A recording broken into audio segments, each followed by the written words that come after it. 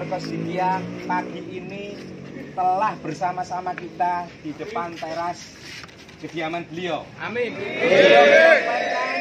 Untuk mempertahankan si Dikia ini jiwa raganya. Siap. Kita murid-murid si Dikia pun melakukan hal yang sama. Jiwa raga kita Siap. Siap. Ya Jabar. Siap.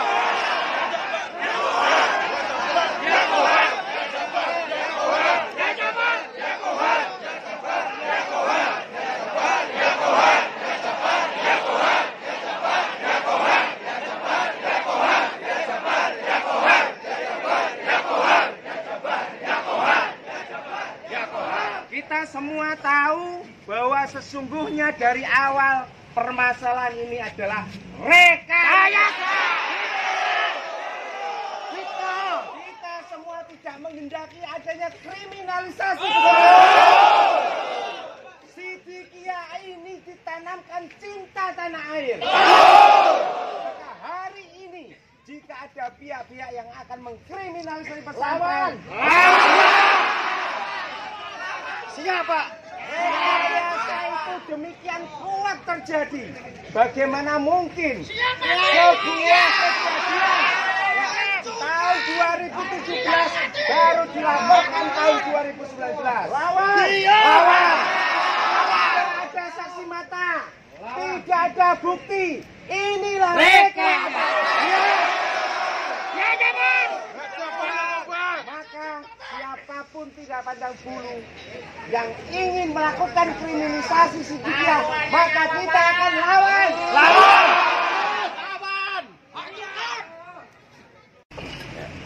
Pak Joko, bisa dijelaskan terkait dengan kesiapan pondok pesantren Sidikia manakala proses-proses hukum banyak mengalami ketidaksempurnaan tapi tetap dipaksakan oleh KPH.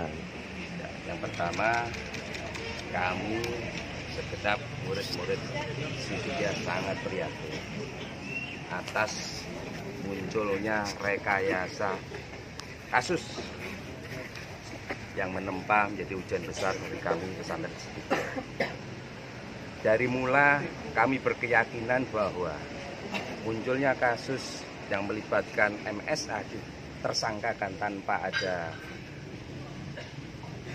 bukti tanpa ada informasi yang kemudian menghadirkan MSA di dalam tahap penyelidikan tanpa diperiksa, ditersangkakan. Ini pada ujungnya semakin menguatkan bahwa kasus ini adalah kasus rekayasa. Yang pertama, diinformasikan bahwa pelapor anak di bawah umur.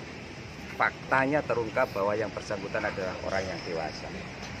Upaya-upaya untuk menarik dari Komisi Perlindungan Anak sudah dilakukan. Pada ujung-ujungnya kita tahu faktanya dari awal bahwa yang tersebut di dalam pelapor ini adalah orang yang dewasa. Yang kedua, bahwa pelapor menyampaikan kejadian tahun 2017 baru dilaporkan tahun 2019. 2 tahun. Ini ada apa? Apakah kasus ini sengaja dalam 2 tahun dipersiapkan untuk kemudian melakukan rekayasa kasus dan ujungnya adalah kriminalisasi pesantren Sidikia? Fakta yang lain adalah bahwa kasus ini sudah P19 7 kali. Pelimpahan selama 2 tahun dari Polda ke Kejaksaan dikembalikan 7 kali. Dan ini sudah 2 kasus yang tidak lazim. Artinya ada upaya-upaya untuk memaksakan kasus ini menjadi kasus hukum. ada tendensi kriminalisasi ini, Pak? Sangat jelas terjadi kriminalisasi. Di fakta yang lain, di dalam fakta persidangan pra-peradilan, maka publik pun bisa melihat bahwa kasus ini tidak ada saksi mata satupun. Saksi mata yang dihadirkan, saksi fakta yang dihadirkan oleh Polda dalam persidangan ternyata hanya mendengar dari pelapor. Tidak ada satupun saksi. Yang kedua, alat bukti yang disodorkan untuk memaksakan kasus ini ternyata di lapor Polda Jatim tidak ada isinya. Itu yang visum, Pak? Yang ketiga, visum. Lazimnya sebuah kasus pencabulan atau pemerkosaan pada saat kejadian atau tidak lama jadi kejadian, yang bersangkutan pelapor akan melakukan visum. Nah, hari ini kita semua dihadapkan pada fakta 6 bulan setelah kejadian, pelapor baru melakukan visum. Dan apa hasilnya visum? Yang pertama, tidak ada bukti ada tindaknya kekerasan. Bagaimana membuktikan sebuah visum yang tidak punya kualitas? Tidak ada sisa sperma, tidak ada bukti-bukti ada kekerasan, tapi kemudian dihubungkan menjadi sebuah kasus yang dipaksakan, pencabulan dan pemerkosaan. Pak, Dari fakta-fakta inilah kami, maka ribuan murid-murid Sidikiyah, santri-santri Sidikiyah akan berupaya apapun resikonya mempertahankan harkat dan martabat pesantren sebagai benteng agama Islam, sebagai benteng bangsa dan negara ini, untuk mempertahankan apapun resikonya. Pak, ini kabarnya ada upaya paksa dari Polda, BKU dari Polres Jombang nih Pak. Ya. Secara kelembagaan, secara institusi kami dididik untuk menghormati negara, menghormati pemerintah, menghormati institusi Polri. Namun demikian, kalau ada oknum-oknum yang kami duga dan kami yakini memaksakan kasus ini, maka pilihannya adalah kami akan mempertahankan. Ya Pak, terkait pra-peradilan yang didaftarkan ke PN Jombang Pak, tanggapannya. Pra-peradilan yang kedua ini bagian dari ikhtiar mekanisme hukum yang ditempuh oleh tim pengacara untuk minta keadilan. Khususnya bagaimana kita akan membuktikan di dalam pra-peradilan apakah tentang keabsahan daripada penetapan tersangka itu sah atau tidak. Berikutnya, bahwa kemudian isu yang dikembangkan adalah bahwa pelapor atau TSK tidak pernah sekalipun menghadiri pemeriksaan, itu bohong. Bohong besar, fitnah yang sengaja dihembuskan. Faktanya adalah bahwa terlapor TSK sudah melakukan pemeriksaan, hadir di dalam pemeriksaan di Polda. Upaya terakhir apa ini Pak? Ya, kita berharap pemerintah, khususnya institusi Polri, punya nurani secara objektif melihat kasus ini berdasarkan fakta-fakta yang ada.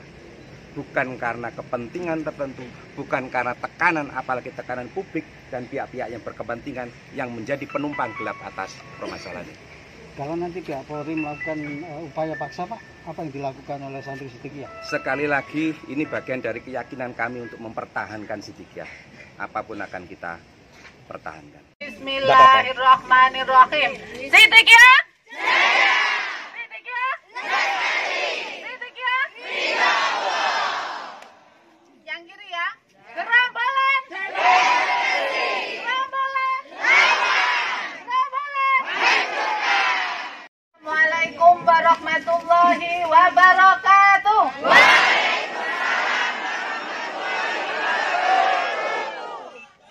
Alhamdulillahirabbil alamin. Allahumma sholli ala Muhammad wa ala alihi wa sahbihi wasallam.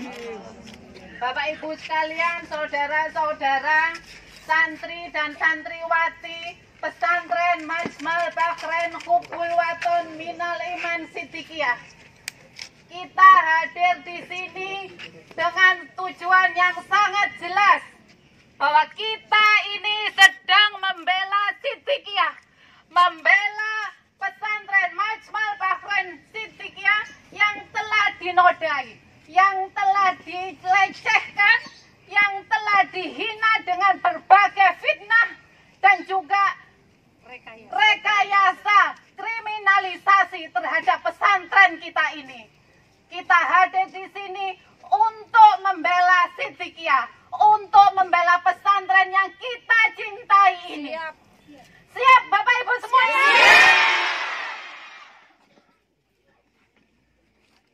Mursyid Toreko Sidikiyah, Bapak Kiai Muhammad Mukhtar Muti telah memberikan kepada kita petunjuknya, mengajari kita untuk menghormati orang tua, untuk menghormati sesama manusia, untuk cinta pada tanah air Indonesia. Tetapi orang-orang yang tidak senang dengan Sidikiyah, orang-orang yang mencari kepentingan di dalam Sidikiyah telah menjadikan permasalahan merekayasa omongan-omongan di luar sana untuk menjatuhkan Sidikiyah. Seolah-olah kita ini tidak diajari dengan akhlakul karimah. Kita semua marah dengan itu semuanya. Maka dengan mereka menggunakan kekuatan dari luar, menggunakan kepolisian, menggunakan media massa untuk merusak nama baik Siddiqiyah, kita harus melawannya. Setuju? Kita cinta pada tanah air Indonesia. Kita juga membela pada negara Republik Indonesia ini. Tetapi ketika kekuatan politik, kekuatan pertahanan, kekuatan kepolisian digunakan untuk merusak dan juga untuk menekan Thariqah Siddiqiyah maupun pesantren ini, kita wajib melawannya. Setuju? Lawan!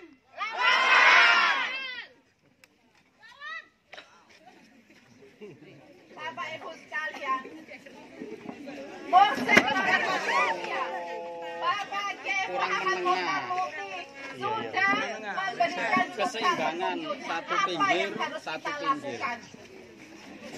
Kita kalau bisa membela dengan teori, kita bela dengan teori.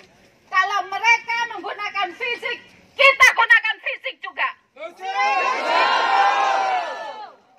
Berani Bapak Ibu?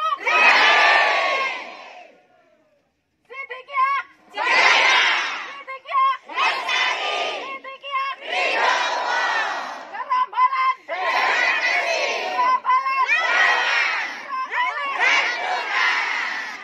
Dan kita semua tahu sumber dari semua permasalahan ini dari mana datangnya? Dari mana Bapak Ibu? Dari mana Bapak Ibu?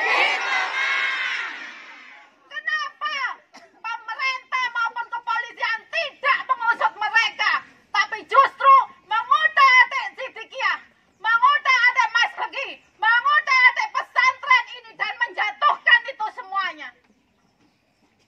Kita wajib melawannya. Kita wajib melawannya. Mursyid Thariqah Siddiqiyah sudah mengatakan, mati membela Siddiqiyah, mati syahid. Kita membela Siddiqiyah ini, kita jihad fisabilillah. Karena yang kita bela adalah kelestarian kalimat la ilaha illallah. Allahu Akbar. Allahu Akbar. Allahu Akbar.